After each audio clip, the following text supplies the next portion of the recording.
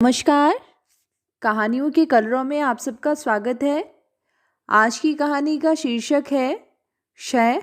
कहानीकार है मन्नू भंडारी। कहानी शुरू करने से पहले मेरा आप सबसे विनम्र निवेदन है, यदि मेरे द्वारा सुनाई गई कहानियाँ आप सबको पसंद आती हों तो कृपया चैनल को सब्सक्राइब करें और अपने मित्रों में भी साझा करें। तो चलिए शुरू करते हैं। सावित्री के यहाँ से लौटी तो कुंती यूं ही बहुत थका हुआ महसूस कर रही थी। उस पर से टुन्नू के पत्र ने उसके मन को और भी बुरी तरह मत दिया। पापा को भी 2 बार खांसी का दौरा उठ चुका था। वह जानती थी कि वे बोलेंगे कुछ नहीं, पर उनका मन कर रहा होगा कि टुन्नी को वापस बुला लें। रात में लेटी तो फिर उसी पत्र को खोलकर पढ़ने लगी।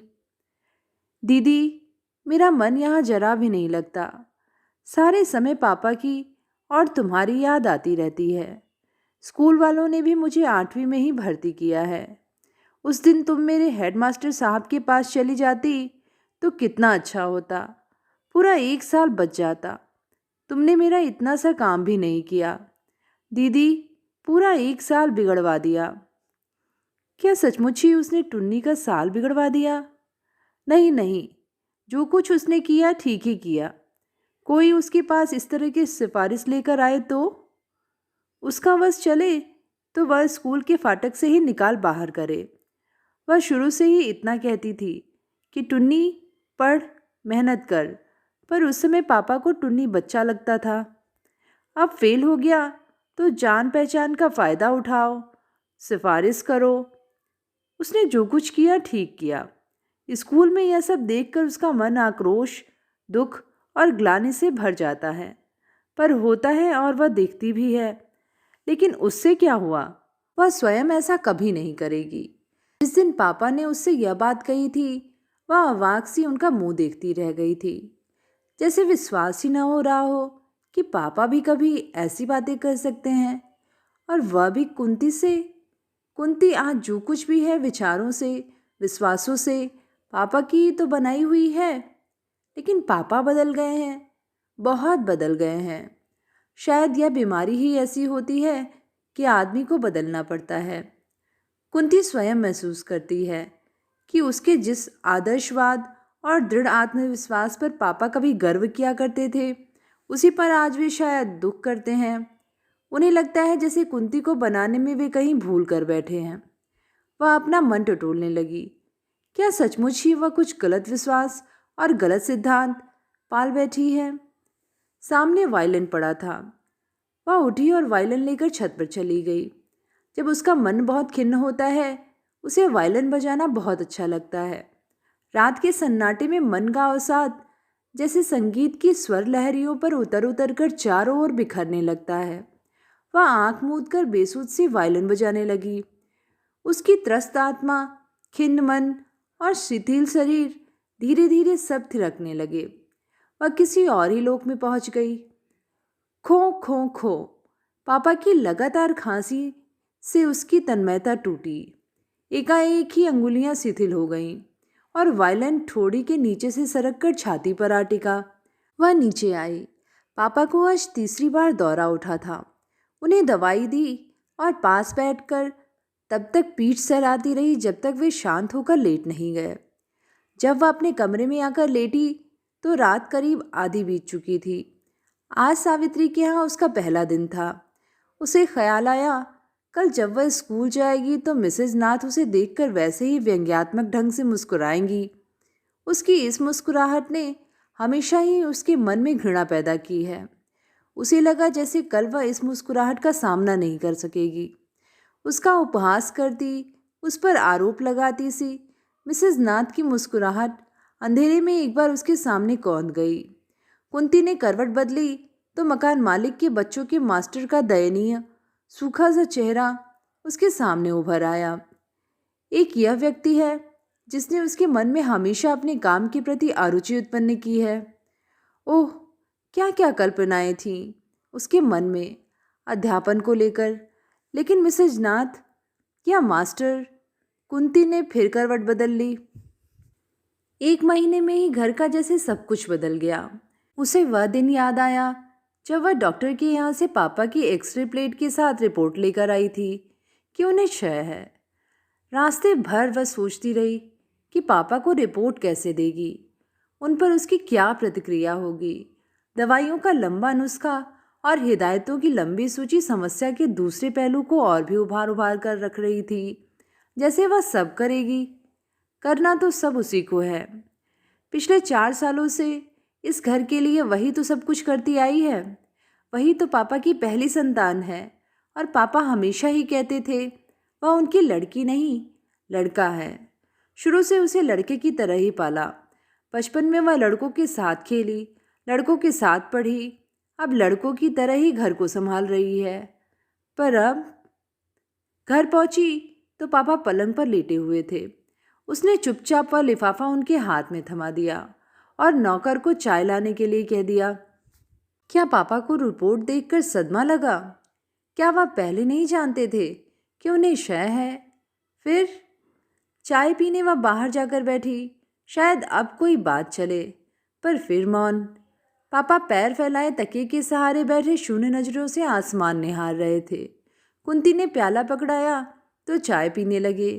खामोशी के वे क्षण कुंती को बहुत बोझिल लगे थे। सामने इतनी बड़ी समस्या है और दोनों यूं ही मौन बैठे हैं। स्थिति की गंभीरता को दोनों ही महसूस कर रहे थे और लग रहा था जैसे उनका नाम लेने भर से वह और विकट हो जाएगी। पापा शायद सोच रहे थे दोनों बच्चे कितने असहाय महसूस करने लगेंगे, और कुंती सोच रही थी कि बात करने से ही पापा के मन में जीवन के प्रति कैसी घातक निराशा छा जाएगी। दोनों बच्चों के अनिश्चित भविष्य की चिंता उन्हें कितना व्यथित बना देगी। पर मौन रहने से ही तो यह सब नहीं सुलझ जाएगा। तब केवल बात करने भर के लिए ही कुंती ने टुन्नी को इलाहाबाद भेजने की बात कह दी थी। वह जानती थी कि पापा इसका विरोध करेंगे। अपने बच्चों को वे एक दिन के लिए भी अपनी आंखों से दूर नहीं कर सकते। फिर टुन्नी छोटा था, अधिक लाडला, पर वे कुछ नहीं बोले थे। धीरे से इतना कहा था, भेज देना। कुंती को लगा जैसे पापा विवश होकर कह रहे हों, मैं कौन होता हूँ कुछ कहने वाला, अब तो तुम ही सब कुछ हो, जो चाहे सो करो, मैं क्षय करोगी। कुंती की आंखें छलछला आई थीं। थोड़ी देर बाद पापा ने रुकते रुकते कहा था, एक बार कोशिश करके इसे चढ़वा तो दें। तेरी हेडमास्टर साहब से अच्छी जान पहचान है, वहाँ भी जाए तो 1 साल तो बच जाए। जहर की तरह कुंती ने चाय का घूंट निगला था और अपने को भरसक संयत करके बोली थी, पापा कम से कम स्कूलों को तो इन सारी बातों से भ्रष्ट न करवाओ। टुन्नी मेरा अपना विद्यार्थी होता तब भी मैं उसे कभी नहीं चढ़ाती। उसके स्वर में आवेश नहीं था, पर दृढ़ता थी, और पापा चुप हो गए थे। पर आज टुन्नी का पत्र न जाने क्यों रह रहकर मन में टीस उठा रहा है। कुंती को लगा जैसे प्यास से उसका गला सूख रहा है। उसने उठकर पानी पिया। आकर लेटी तो नज़र फिर वायलिन पर जा पहुंची। एक बार फिर इच्छा हुई कि वायलिन लेकर छत पर चली जाए, पर उसने अपनी आंखें बंद कर ली। सावित्री की ट्यूशन वह निभा सकेगी? अब तो जैसे भी हो निभाना ही है। वह स्कूल में 6 घंटे काम करती है, तब जाकर उसे 200 रुपये मिलते हैं, और कहीं 1.5 घंटे के ही 200।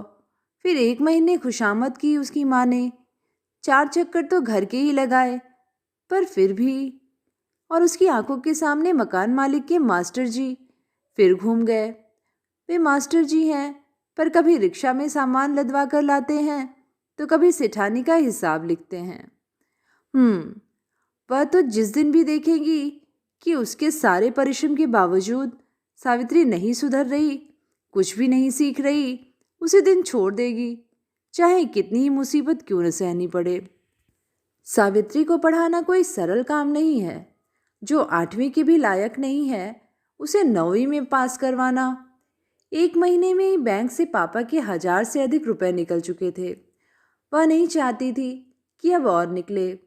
पूंजी के नाम पर उसके पास कुल 5000 ही तो थे, जिनके प्रति उनका मोह उम्र के साथ ही साथ बढ़ता जा रहा था। लगता था जैसे यह रुपया ही उनका एकमात्र सहारा है। उसे वे कभी कुंती के ब्याह के लिए बताकर एक उत्तरदायी बाप होने का संतोष प्राप्त करते थे, तो कभी टुन्नी की पढ़ाई के लिए बताकर उसके उज्जवल भविष्य की कल्पना का सुख लेते थे। उसमें से भी अब खर्च होने लगा। कुंती भी क्या करती।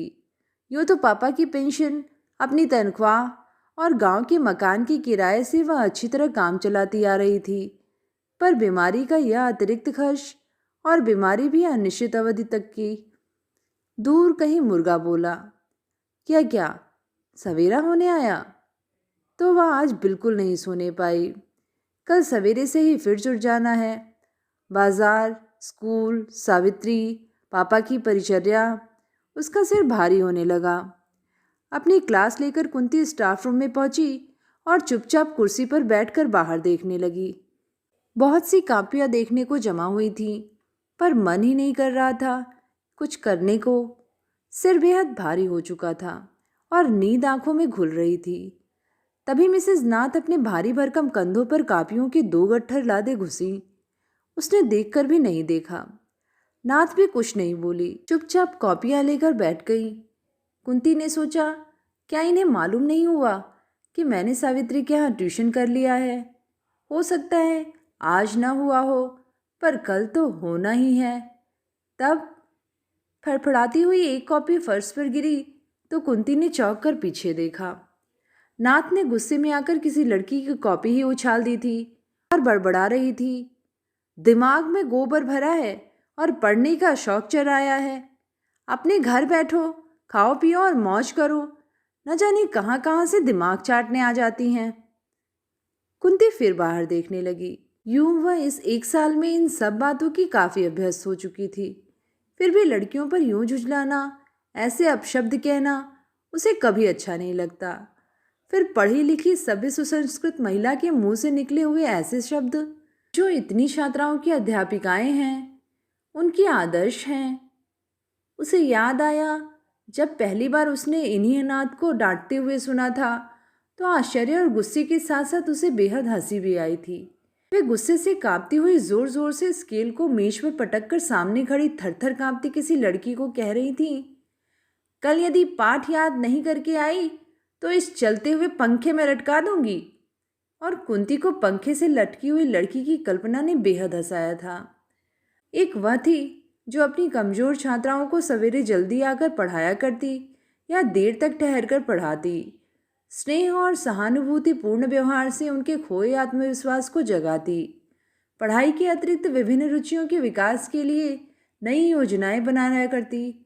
इस सब का परिणाम यह हुआ कि थोड़े ही दिनों में वह अपनी सहकर्मिणियों के बीच व्यंग और उपहास की पात्री और छात्राओं की परम प्रिय बहन जी बन गई थी। पर साल भर बीतते बीतते उसका भी उत्साह बहुत कम हो गया था। कॉपियां देखते समय उसने कई बार अपने परिश्रम की व्यर्थता महसूस की थी, पर फिर भी ऐसे अपशब्द, इस तरह झल्लाना। सुना है सावित्री की माँ ने उसे किसी दूसरे स्कूल में 9वीं कक्षा में भर्ती करवा दिया है और शायद तुमने उसे घर पर पढ़ाना मंजूर कर लिया है। बात कुंती से ही कही गई थी, पर कुंती ने न मुड़कर उधर देखा न जवाब ही दिया। पैसे के जोर से 9वीं कक्षा क्या, मैट्रिक का सर्टिफिकेट भी मिल सकता है। और भाई, हमने तो पहले ही कहा था कि ऐसी अच्छी ट्यूशन भाग्य से ही मिलती है। जब सामने वाला खुशामद कर रहा है तो हमें क्या, सीखे ना सीखे हमारी बला से। हम तो जितना समय तय हुआ है पढ़ा कर आ जाते हैं। अच्छा कुंती, कितना लोगी? नाथ के शब्द कुंती को बुरी तरह बेध रहे थे। बिना मुड़े ही उसने जवाब दिया, मैंने लेन देन की कोई बात नहीं की। 1 महीने में यदि वह कुछ सीखेगी तो पढ़ाऊंगी, नहीं तो छोड़ दूंगी। और उसे लगा कि नाथ के चेहरे पर फिर वही व्यंग्यात्मक मुस्कान फैल गई, मानो कह रही हो, अभी नई नई हो इसीलिए यह सब कह रही हो, धीरे धीरे अपने आप रास्ते पर आ जाओगी। क्या सचमुच कुंती भी एक दिन नाथ जैसी हो जाएगी? घर जाकर कुंती ने चाय पी और सावित्री के यहाँ चलने की तैयारी करने लगी। चाय वह हमेशा पापा के साथ बैठकर ही पीती थी और उनकी तबीयत का हाल भी जान लेती थी। यूँ नौकर अच्छा है, फिर भी उसने रमा बुआ को लिख रखा है कि वे गांव से आ जाएं। उसका तो बहुत सा समय बाहर निकल जाता है। घर का कोई आदमी पापा के पास होना ही चाहिए। वह उठने लगी तो पापा ने कहा, अभी तो स्कूल से आई है, थोड़ी देर आराम कर ले। वह बैठ गई।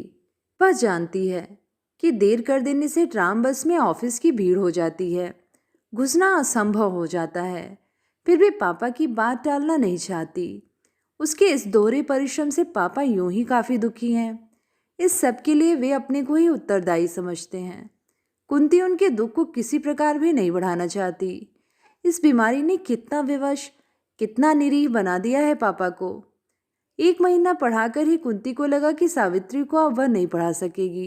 1.5 घंटा पढ़ाने के लिए पूरा 1.5 घंटा और उसे बस में बिगाड़ना पड़ता है, और इस प्रकार स्कूल के बाद पूरे 3 घंटे सावित्री के नाम अर्पण हो जाते हैं। उसके बाद वह इतनी थक जाती है कि किसी पत्रिका की 2 पंक्तियां भी उससे नहीं पढ़ी जाती। कल जब वह लेटी थी तो उसने देखा था कि वायलिन पर धूल की हल्की सी परत जम गई है।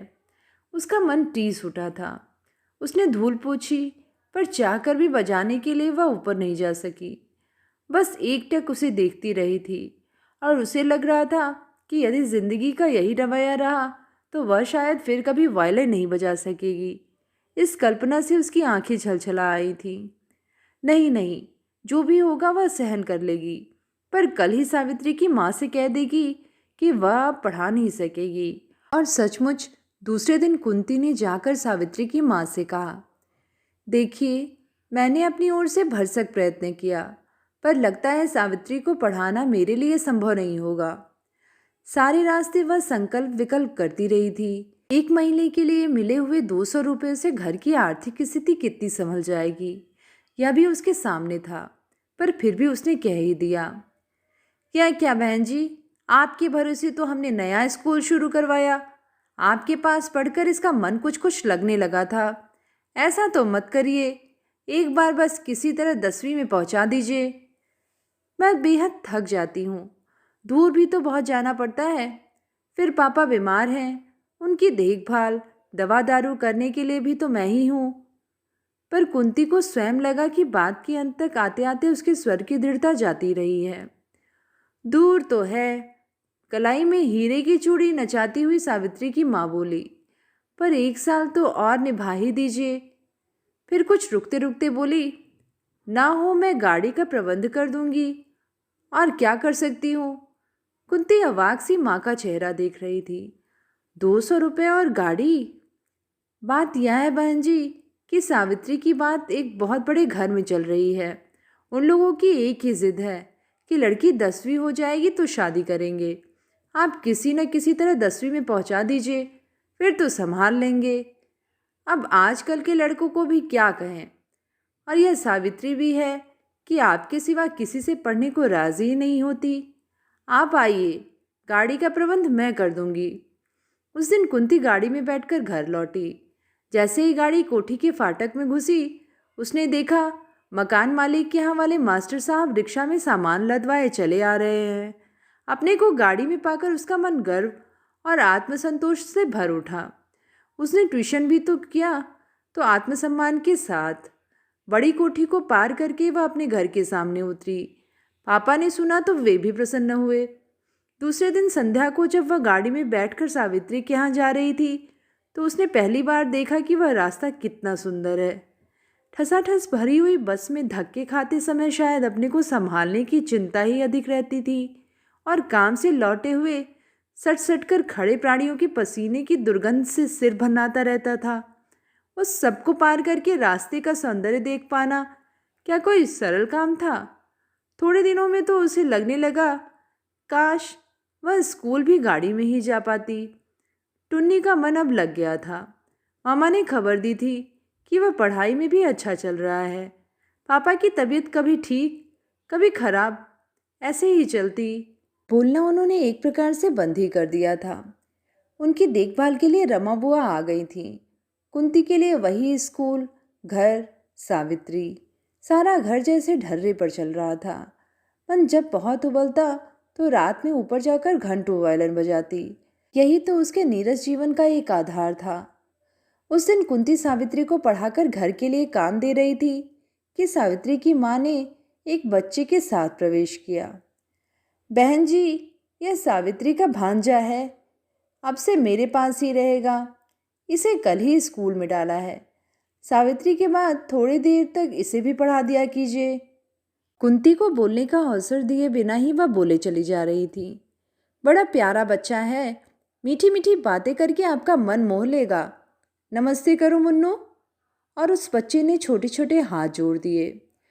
कुंती ना हाँ कह सकी न ना। अब सावित्री के बाद आधे घंटे के करीब वह बच्चे को भी पढ़ाने लगी। संतोष और तसल्ली यही थी कि उसके बाद उसे गाड़ी घर तक छोड़ने जाती थी और गाड़ी में बैठकर जब ठंडी हवा का झोंका उसके बदन को सहलाता था तो उसे बहुत अच्छा लगता था।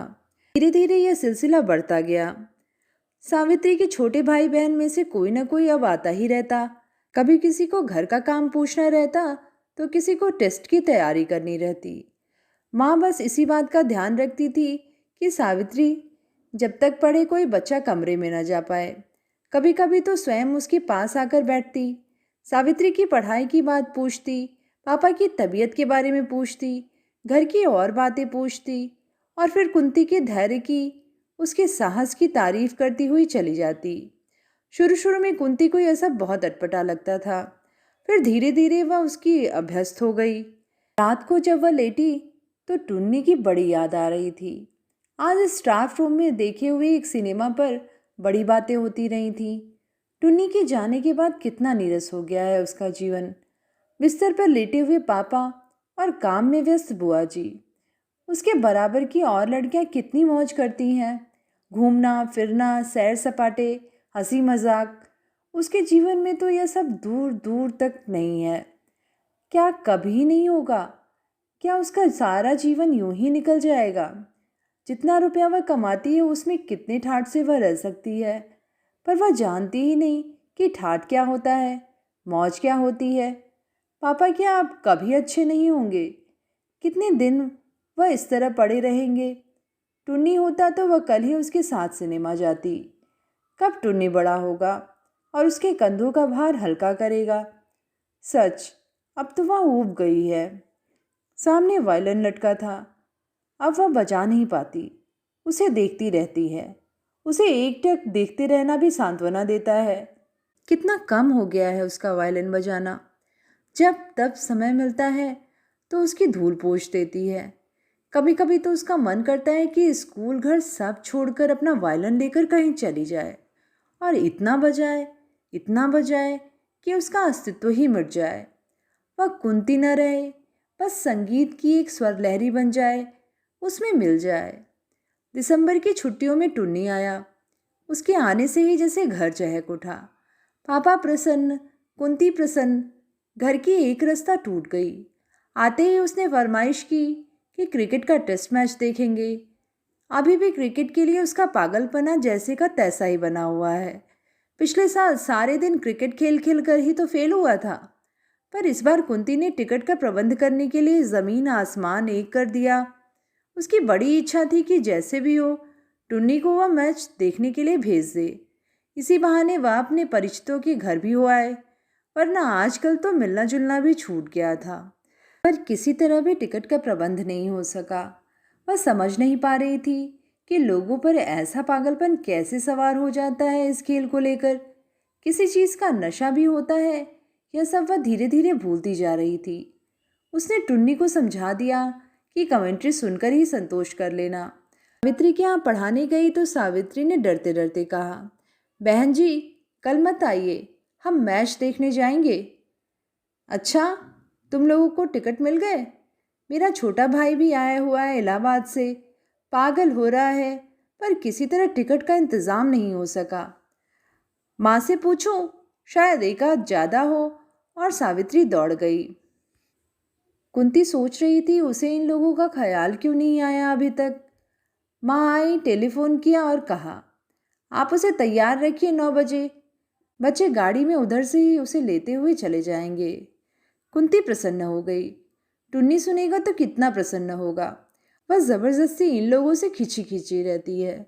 कितना अपनापन रखती है बेचारी। पापा के बारे में भी हमेशा पूछती रहती है, कहती रहती है किसी भी तरह की ज़रूरत हो तो कहिएगा। वह व्यवहार में क्यों ज़रूरत से ज़्यादा रुखी है।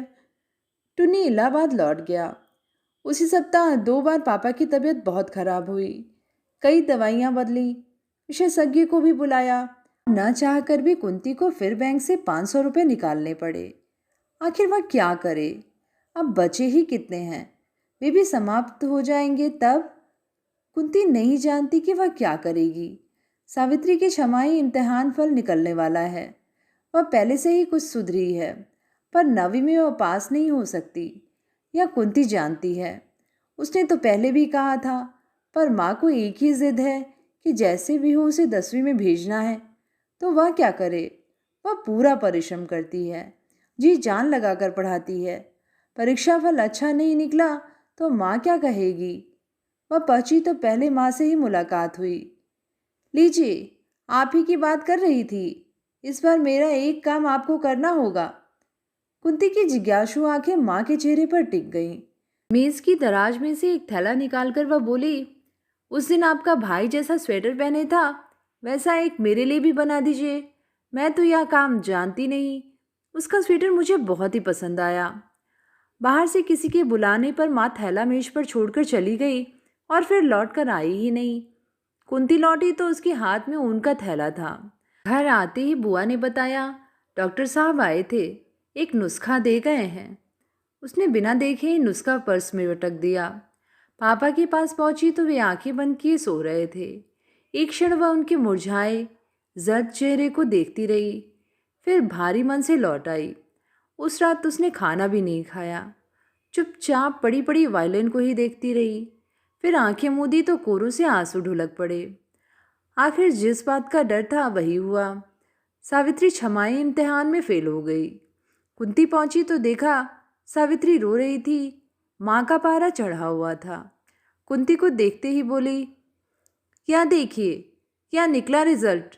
आप तो कहती थी कि अब सुधर रही है, निकल जाएगी।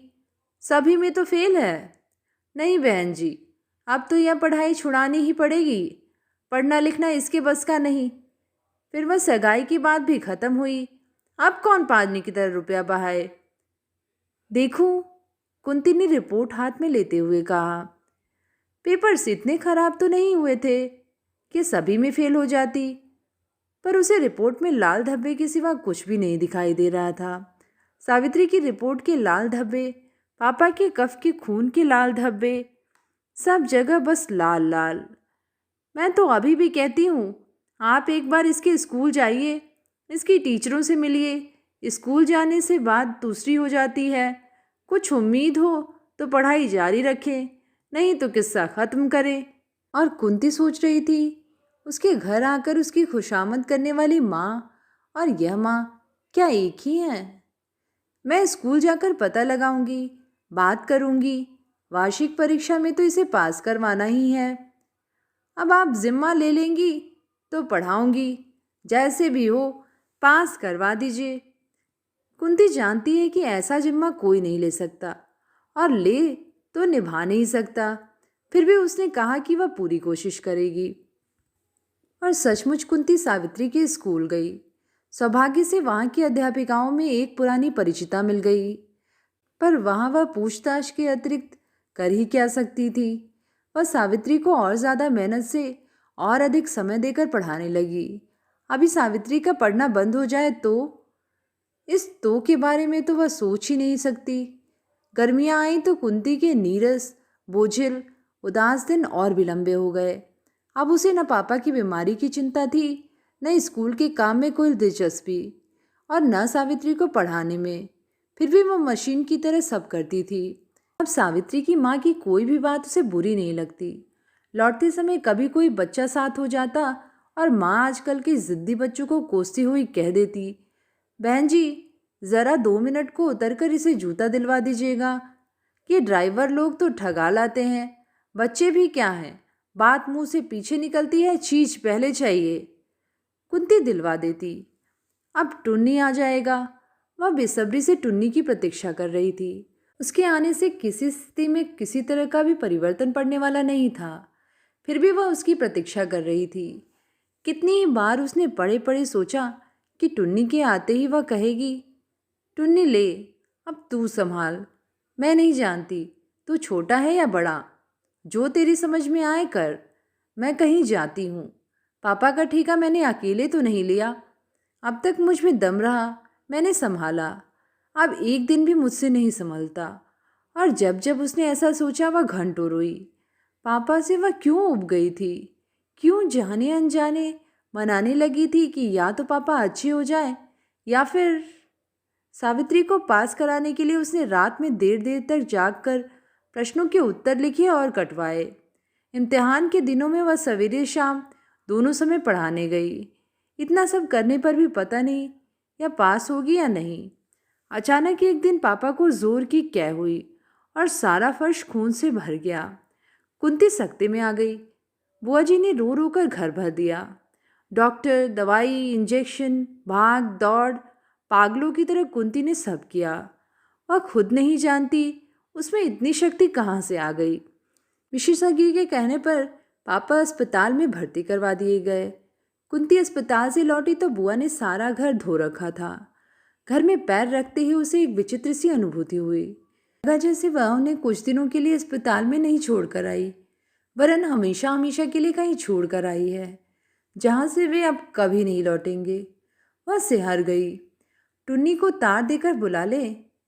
नहीं, 2 दिन बाद उसकी परीक्षा समाप्त होगी, तभी बुलाएगी। कहीं बीच में ही आ गया तो वह साल फिर खराब हो जाएगा। 1 साल तो पहले ही खराब हो चुका है। 2 दिन बाद ही कुंती को सावित्री की माँ से जाकर 500 रुपये मांगने पड़े। माँ ने रुपए दे दिए। उसने जल्दी से उन्हें लौटाने का आश्वासन दिया। इम्तिहान हो चुके थे, पढ़ाने का काम इतना नहीं था। यूं ही इधर उधर का कुछ करवा कर कुंती लौटी तो माँ ने कहा, बहन जी, अब तो सावित्री का रिजल्ट निकलने वाला है, आप एक बार ज़रा स्कूल में देख आइए। ऊंच नीच हो तो अभी कुछ करवा डालिए, रिजल्ट निकलने के बाद बड़ी मुश्किल हो जाती है। अभी जाना चाहें तो गाड़ी नीचे खड़ी है। जी, इस समय तो अस्पताल जाना है। फिर मैं सोचती हूँ इस बार वह वैसे ही पास हो जाएगी। कोई भरोसा नहीं बहन जी, कल आप स्कूल के समय आकर चली जाइए। यह सब करवाने का जिम्मा अब तो आपका ही है। कुछ लेने देने की बात हो तो भी कोई चिंता नहीं, उस स्कूल में सब चलता है। बस जरा बात करने का ढंग चाहिए। जी, कल जाकर देखूंगी। मैं तो सोचती हूँ कि वह यूं ही पास हो जाएगी। सोचिए वोचिए मत, आप चली ही जाइए। उतरते उतरते कुंती ने सुना। रात में सोई तो सोच रही थी कि ये 500 रुपये कैसे चुकाएगी।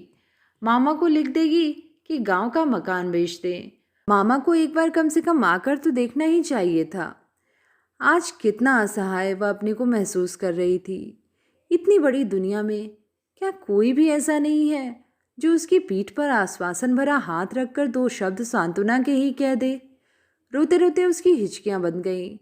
अचानक ही उसके मुंह से निकला, हे भगवान, अब तो पापा को तो उठा ले, मुझसे बर्दाश्त नहीं होता, मैं टूट चुकी हूँ। और फिर उसने दोनों हाथ कसकर मुंह पर रख दिए, मानो मुंह से निकली हुई इस बात को वापस ढकेल देना चाहती हो।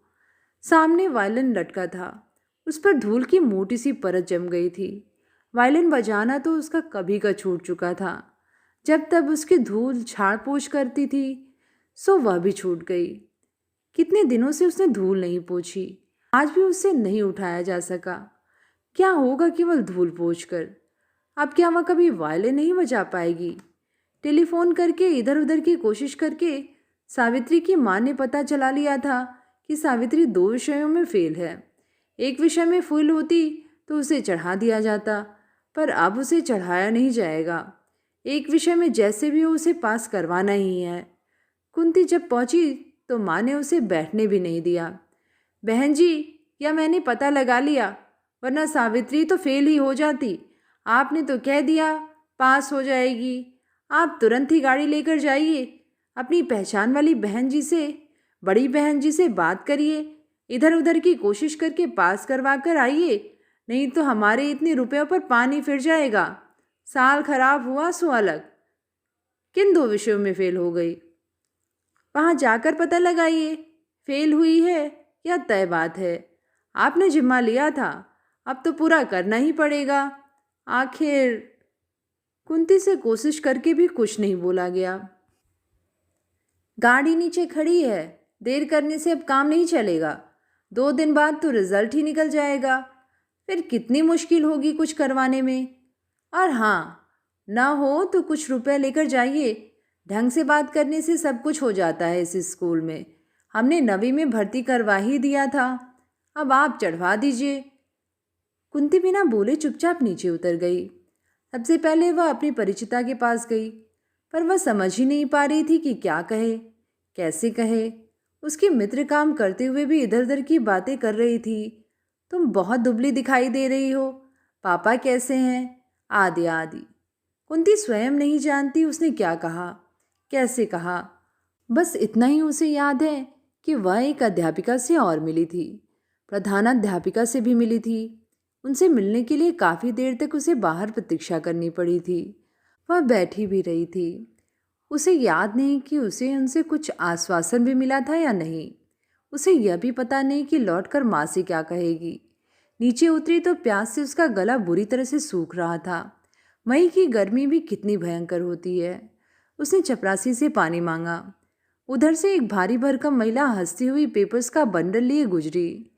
कुंती को लगा महिला मिसेस नाथ से कितनी मिलती जुलती है। चपरासी ने पानी लाकर दिया तो एक सांस में ही वह सारा ग्लास खाली कर गई। पता नहीं जल्दी पीने के कारण या क्यों उसे बड़ी जोर की खांसी आई। वह खांसती ही चली गई, खो खो खो, यहाँ तक कि उसका मुंह लाल हो गया और आंखों से पानी निकलने लगा। एक हाथ से छाती दबाए और दूसरे से रुमाल मुंह पर रखे वह गाड़ी की ओर बढ़ी। खांसी बंद हुई, पर फिर भी उसके कानों में जैसे वही आवाज़ गूंजती रही, खो खो खो। एकाएक कुंती को लगा कि उसकी यह खांसी, यह खोखली खोखली आवाज़ पापा की खांसी से कितनी मिलती जुलती है। हूबहू वैसी ही तो है। सहम कर उसने गाड़ी के शीशे में देखा, कहीं उसके चेहरे पर भी तो वैसा कुछ नहीं जो उसके पापा के चेहरे पर। तो ये थी कहानी 6। कहानी आप सबको कैसी लगी नीचे कमेंट में लिख के ज़रूर बताइएगा। आगे भी ऐसी ही कहानियाँ सुनते रहने के लिए चैनल को ज़रूर सब्सक्राइब करें। धन्यवाद।